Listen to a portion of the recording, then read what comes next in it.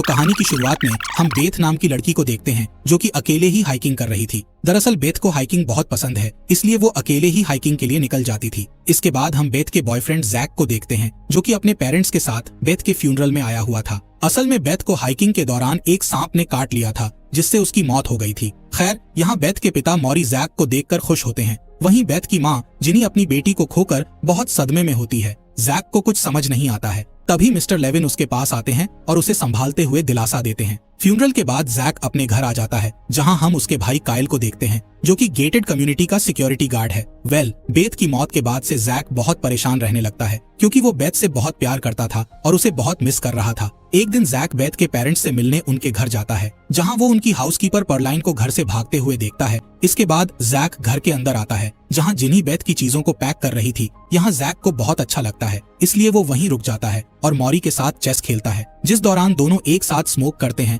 और बेथ के बारे में बातें करते हैं। तब जैक मॉरी को बताता है कि मेरे और बेथ के रिलेशन में पिछले दिनों से कई प्रॉब्लम्स आ रही थीं, जिस पर मॉरी कहता है कि तुम्हें सारी बातें भुलाकर बेथ की अच्छी यादों को याद रखना होगा। इसके बाद जैक वहाँ से जाने लगता है। तब जिनी उसे मेमोरी के लिए बेथ का स्कार्फ देती है। अब अगले दिन जैक फिर से बेथ के घर जाता है, लेकिन उसे वहाँ कोई भी दिखाई नहीं देता है, इसलिए वो अपने घर आ जाता है जहाँ उसकी फैमिली को लगता है कि जैक कुछ दिनों से अजीब बिहेव कर रहा है, इसलिए उसे किसी न्यूरोलॉजिस्ट को दिखाना चाहिए। अगले दिन जैक फिर से बेथ के पेरेंट्स से मिलने जाता है जहाँ वो घर के अंदर से म्यूजिक और बेथ के पेरेंट्स को बातचीत करते हुए सुनता है, लेकिन कोई भी उसके लिए गेट नहीं खोलता। इसलिए वो घर को चारों तरफ से चेक करता है, जिस दौरान उसे घर के अंदर बेथ दिखाई देती है, जिसे देखकर वो बहुत घबरा जाता है और उसे आवाज लगाकर बुलाने लगता है। इसी बीच काइल वहां आ जाता है और जैक से कहता है कि तुम्हें इस तरह किसी के घर पर बार बार नहीं आना चाहिए। इसके बाद काइल जैक को यहाँ से बाहर निकाल देता है। अब रात में जैक वापस बेथ के घर आता है और चोरी से घर के अंदर घुस जाता है, जिस दौरान मॉरी उसे रोकते हुए वहाँ से जाने का कहता है। तब जैक कहता है कि बेथ मरी नहीं है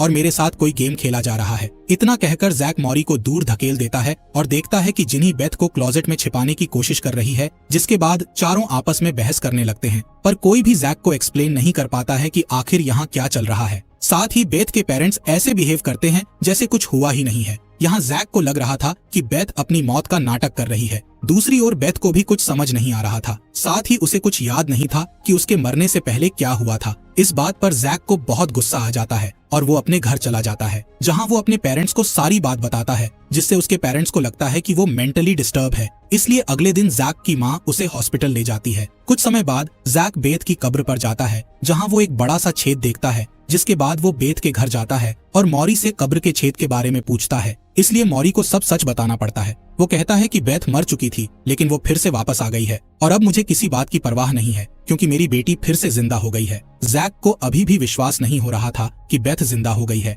और उसने खुद को कब्र से बाहर निकाला है। इसी बीच जिनी वहाँ आती है और कहती है कि ये एक चमत्कार है और बेथ का पुनर्जन्म हुआ है। इसके बाद बेथ भी वहाँ आ जाती है और जैक को ऐसे किस करती है जैसे उसके साथ कुछ हुआ ही ना हो। साथ ही वो जैक को ऊपर ले जाती है और उसके साथ बात करते हुए कहती है कि सभी मेरे साथ अजीब बिहेव क्यों कर रहे हैं। यहाँ जैक बहुत डरा हुआ था क्योंकि उसे अभी भी कुछ समझ नहीं आ रहा था। इसके अलावा बेथ को अपनी हाइकिंग और जैक से ब्रेकअप होने वाली बात भी याद नहीं थी, इसलिए बेथ जैक से कई सवाल पूछती है। तब जैक उसे शांत करता है और कहता है कि सिर्फ तुम ही हो जिसके बारे में मैं हमेशा सोचता रहता हूँ। इसके बाद दोनों घर से भागने का फैसला करते हैं ताकि वो अपने पेरेंट्स से दूर जाकर एक दूसरे से प्यार कर सकें। इधर बेथ के पेरेंट्स उन दोनों की सारी बातें सुन लेते हैं, इसलिए वो उनसे कहते हैं कि अगर तुम्हें बाहर जाना है तो तुम्हें रात के समय में जाना होगा क्योंकि दिन में कोई भी बेथ को देखकर डर जाएगा। लेकिन जब रात होती है तब बेथ के पेरेंट्स उन्हें घर से बाहर नहीं जाने देते हैं और उन्हें पूल में जाने से भी रोक देते हैं। पर थोड़ी देर बाद बेथ पूल के पास आकर बैठ जाती है, इसलिए जैक भी उसके पास आ जाता है। तब बेथ उससे कहती है कि मुझे मेरे एग्जाम की फिक्र हो रही है। इसी दौरान जैक बेथ की थाई पर एक घाव देखता है जैसे उसे किसी ने काटा हो। यहाँ जैक उससे पूछता है कि क्या तुम मुझे खाना चाहती हो, जिस पर बेथ को लगता है कि जैक उसके साथ रोमांटिक बातें कर रहा है, इसलिए वो उससे कहती है कि यहाँ मेरे पेरेंट्स हैं। इसके बाद बेथ भूल जाती है कि वो किस बारे में बात कर रही थी और वो पूल में चली जाती है। अगले दिन जैक बेथ से कॉल पर बातें करता है, जिसके बाद वो काइल के पास जाता है जो कि अपनी गन साफ कर रहा था। यहाँ जैक काइल को बेथ के जिंदा होने वाली बात बताता है, लेकिन काइल को उसकी बातों पर विश्वास नहीं होता है। अब जैक अपने पेरेंट्स के पास जाता है। तब जैक को खुश देखकर उसके पेरेंट्स को बहुत अच्छा लगता है, लेकिन उन्हें उसके बिहेवियर को लेकर अभी भी टेंशन थी। अब जैक बेथ से मिलने उसके घर जाता है, जिस दौरान वो अपने पुराने मेलमैन से मिलता है जो कि काफी समय से गायब था और अचानक वापस आ गया था। इधर बेथ का बिहेवियर बहुत अजीब होता जा रहा था, इसलिए जैक मॉरी से कहता है कि हमें बेथ को बता देना चाहिए कि वो मर चुकी है, पर मॉरी ऐसा करने से मना करता है क्योंकि ऐसा करके बेथ और भी परेशान हो जाएगी। यहाँ मॉरी जैक से कहता है कि अगर तुम बेथ को देखना चाहते हो तो तुम उसे कुछ भी नहीं बताओगे। इसके बाद बेथ वहाँ आती है और कहती है कि मैं जैक के साथ हाइकिंग पर जाना चाहती हूँ। इस बार मॉरी भी उन्हें जाने देता है। अब कार में बेथ जैक को छूने लगती है, इसलिए वो एक ग्राउंड में रुककर प्यार करने लगते हैं। जब वो वापस घर आते हैं तो बेथ के पेरेंट्स बेथ के गाल पर जलने का एक निशान देखते हैं। दरअसल धूप के कारण बेथ के चेहरे पर निशान बन गया था। यहाँ मॉरी दोनों को डांटते हुए कहता है कि अब से तुम बाहर नहीं जाओगे। तब जिनी मॉरी को शांत करते हुए कहती है कि मैं बेथ के चेहरे पर मेकअप लगा दूंगी। यहाँ जैक बेथ को सारी सच्चाई बताने का कहता है, जिससे मॉरी को जैक पर गुस्सा आ जाता है और वो उसे यहाँ से जाने का कहकर दोबारा यहाँ आने से मना करता है। लेकिन फिर भी जैक रात के समय में बेथ के घर में घुस जाता है और बेथ को चुपके से घर से बाहर निकालकर बीच पर ले जाता है, जहाँ वो बेथ के लिए लिखा अपना एक सॉन्ग गाता है। दरअसल इस सॉन्ग के जरिए वो बेथ को उसकी सच्चाई बता रहा था कि आखिर उसके साथ क्या हुआ था। लेकिन बेथ को उसका म्यूजिक पसंद नहीं था, इसलिए वो जैक पर गुस्सा करने लगती है और पूरे लाइफगार्ड टावर को तहस नहस कर देती है। जैक उसे शांत करता है, लेकिन थोड़ी देर बाद वो फिर से गुस्सा करने लगती है। इसी बीच उसके पीछे का टावर जलने लगता है। तब जैक उसकी मदद करते हुए उसे वापस कार में ले जाता है, जहां रेडियो सुनकर बेथ की हालत और भी खराब हो जाती है और वो कार की विंडो तोड़ देती है। अब जैक उसे घर ले आता है, जहां वो उससे कहती है कि मुझे म्यूजिक पसंद है और फिर वो उसे किस करती है। इसके बाद जैक उसे ऊपर ले जाता है, जहां बेथ अपने कपड़े उतारने लगती है और जैक को फर्श पर गिरा देती है। जिस दौरान जैक की नजर बेथ के ऑटोप्सी निशान पर जाती है, जिससे डरकर वो वहां से भागने लगता है। इसके बाद हम जैक को एक रेस्टोरेंट में देखते हैं। तभी जैक की फ्रेंड एरिका उसके पास आती है। यहाँ दोनों लंच करते हुए बेथ के बारे में बातचीत करते हैं। तब जैक कहता है कि मैं चाहता था कि वो मर जाए। ये सुनकर एरिका थोड़ा डर जाती है। इसी बीच उस रेस्टोरेंट का एक कुक अजीब बिहेव करने लगता है, जिसे देखकर जैक एरिका से पूछता है कि क्या तुमने इस तरह के बिहेव करने वाले लोगों को नोटिस किया है, पर एरिका ने ऐसा कुछ नोटिस नहीं किया था। अब जैक वहाँ से जाने लगता है, जिस दौरान बेथ उसकी ओर दौड़ते हुए आती है और उसकी कार से टकरा जाती है। जैक जल्दी से कार से बाहर आता है और देखता है कि बेथ टायर के नीचे फंसी हुई है, इसलिए वो कार को जल्दी से आगे बढ़ाता है। यहाँ बेथ ऐसे उठती है जैसे उसे कुछ हुआ ही नहीं। ये देखकर वहाँ मौजूद लोग उससे डर जाते हैं। तभी एरिका रेस्टोरेंट से बाहर आकर जैक को बुलाती है, जिससे बेथ को गुस्सा आ जाता है। यहाँ जैक एरिका से बेथ को मिलाता है। एरिका को लगता है कि ये कोई और बेथ है। तब बेथ एरिका से जेलस होकर उस पर गुस्सा करने लगती है और उससे पूछती है कि आखिर यहाँ क्या चल रहा है। तब जैक उसे संभालता है और उसे उसकी कब्र पर ले जाता है, जहाँ वो उसे सारी सच्चाई बताता है कि तुम मर चुकी थी और फिर तुम कब्र खोदकर वापस आ गई। जिस पर बेथ उससे पूछती है कि ऐसा कैसे हो सकता है। जैक कहता है, तुम्हारे पेरेंट्स के हिसाब से तुम्हारा पुनर्जन्म हुआ है, या फिर शायद तुम एक ज़ॉम्बी हो। साथ ही जैक उससे कहता है कि मैं अब तुम्हारे साथ नहीं रह सकता, क्योंकि तुम्हारे गुस्से से मुझे डर लगने लगा है। ये सुनकर बेथ उसे धक्का दे देती है और उसकी कार लेकर भाग जाती है। इसी रात जैक अपने घर जाता है और अंदर से गोलियां चलने की आवाज सुनता है, जिससे वो घबरा जाता है। वो अंदर आकर देखता है कि उसके दादाजी वापस जिंदा हो गए हैं और काइल ने उनके ऊपर गन पॉइंट की हुई है। जैक के पेरेंट्स काइल को शांत करने की कोशिश करते हैं। तब जैक उन्हें बताता है कि ये सब असली है, लेकिन वो हमारे जैसे नहीं है। तभी वहाँ मरे हुए 2 लोग और आ जाते हैं, जिसमें एक इस घर की पिछली ओनर होती है। यहाँ जैक अपनी फैमिली को घर से बाहर निकलने का कहता है। तब काइल उनमें से एक आदमी को गोली मार देता है, पर इससे उसे कुछ फर्क नहीं पड़ता। इसी दौरान उन्हें पुलिस के सायरन की आवाज सुनाई देती है। तब वो न्यूज पर देखते हैं कि शहर में मरे हुए लोग वापस आ रहे हैं। इसी बीच मॉरी जैक को कॉल करके कहता है कि मैं बाहर तुम्हारा वेट कर रहा हूँ। इसलिए जैक बाहर जाता है और मॉरी की कार में बैठ जाता है, जहाँ मॉरी उससे कहता है कि ये सब बेथ को सच्चाई बताने के कारण हो रहा है, इसलिए तुम उससे कहोगे कि वो मरी नहीं थी। जिस पर जैक कहता है कि परलाइन सब कुछ ठीक कर सकती है, क्योंकि वो उस जगह से है जहाँ ज़ॉम्बीज बनाए जाते हैं। इसलिए जैक मॉरी से उसका पता पूछता है,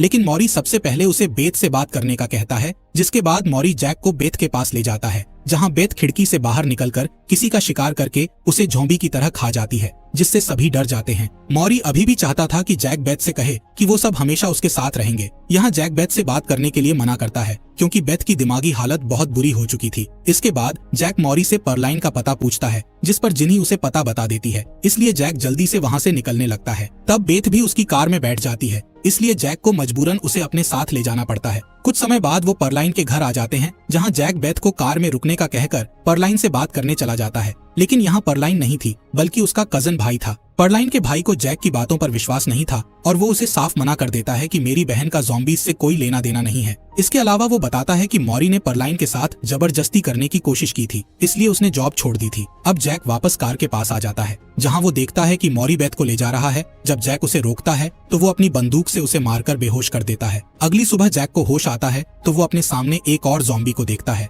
इसके बाद वो अपने घर आ जाता है, जहाँ वो जली हुई बॉडीज का एक ढेर देखता है, जिससे उसे लगता है कि ज़ॉम्बीज ने उसकी फैमिली को मार दिया है। इसके बाद जैक जल्दी से अपना बैग पैक करता है और घर से निकल जाता है। फिर वो अपनी जरूरत का सामान लेने के लिए एक दुकान में जाता है, जहाँ गोलियों की आवाज सुनकर वो जल्दी से बेथ के घर चला जाता है। यहाँ जैक मॉरी की कार में ब्लड देखता है, साथ ही उनके घर की हालत भी खराब होती है। तभी उसे जिनी की आवाज सुनाई देती है, जिसका पीछा करते हुए वो किचन में आ जाता है। यहाँ जिनी अपने हाथ को काटकर उसे बेथ को खिला रही होती है। तभी जिनी जैक को देखती है और उसे बताती है कि बेथ ने मॉरी को खा लिया है। यहाँ जैक जिनी के हाथ पर पट्टी बांधता है और उससे कहता है कि सब कुछ ठीक हो जाएगा। इसके बाद वो जिनी को यहाँ से जाने का कहता है, क्योंकि वो बेथ के साथ अकेले हाइकिंग पर जाना चाहता था। बेथ उससे पूछती है कि क्या तुम्हें मुझसे डर लगता है, जिस पर जैक कहता है कि तुम मेरे लिए सब कुछ हो, लेकिन तुम मुझे खाना मत। इसके बाद वो दोनों वहाँ से जाने लगते हैं। तभी काइल वहाँ आ जाता है और बेथ के ऊपर गन पॉइंट कर लेता है। तब जैक काइल को रोकता है और उससे घर के पास जली हुई बॉडीज के बारे में पूछता है, जिस पर काइल कहता है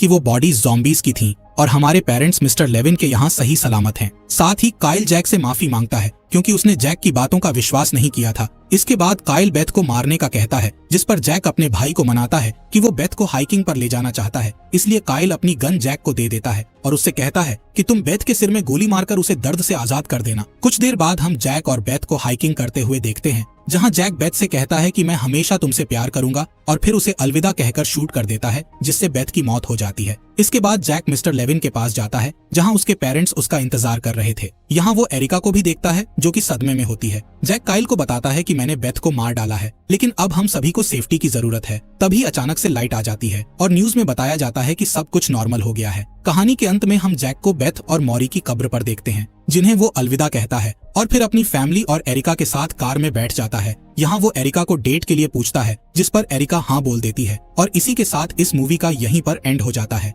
फॉक्स एक्सप्लेनर चैनल को सब्सक्राइब करने के लिए आपका दिल से शुक्रिया।